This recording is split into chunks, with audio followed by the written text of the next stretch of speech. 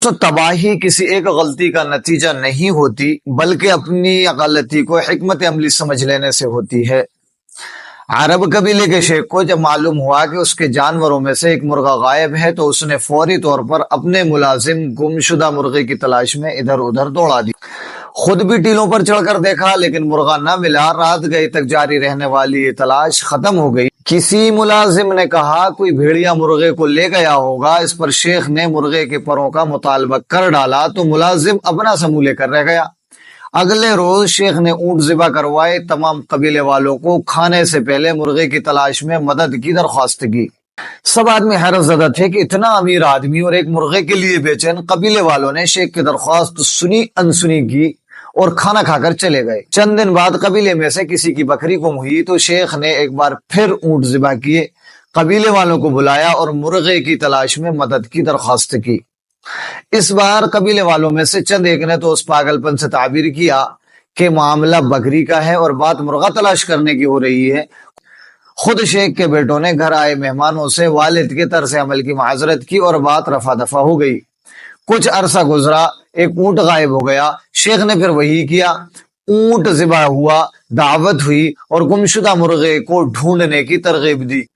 اب کی بار تو لوگوں نے دھمکی ہی دے ڈالی کہ اگر شیخ نے پاگل پن کی یہ باتیں جاری رکھی تو سرداری سے معزول کر دیا جائے گا۔ شیخ نے یہ ماحول دیکھا تو چپ سادھ لی۔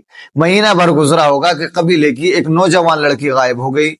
لڑکی کا غائب ہونا قبیلے والوں کی غیرت پر تعزیانہ تھا۔ اب کی بار شیخ نے پھر وہی کیا۔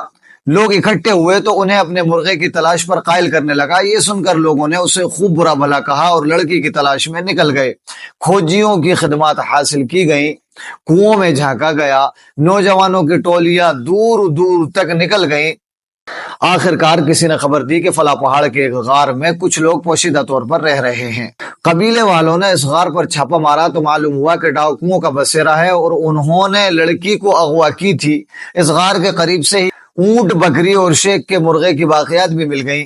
لڑکی مل جانے کے بعد لوگوں کو خیال آیا کہ دراصل شیخ اپنے مرغے کی بازیابی کے لیے نہیں بلکہ انہیں کسی بڑے نقصان سے بچانے کے لیے ان سے مدد مانگ رہا تھا۔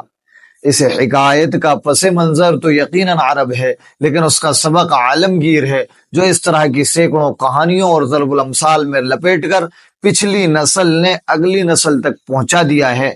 یعنی جب تک پہلی غلطی کو درست نہیں کیا جاتا کچھ بھی ٹھیک نہیں ہو سکتا۔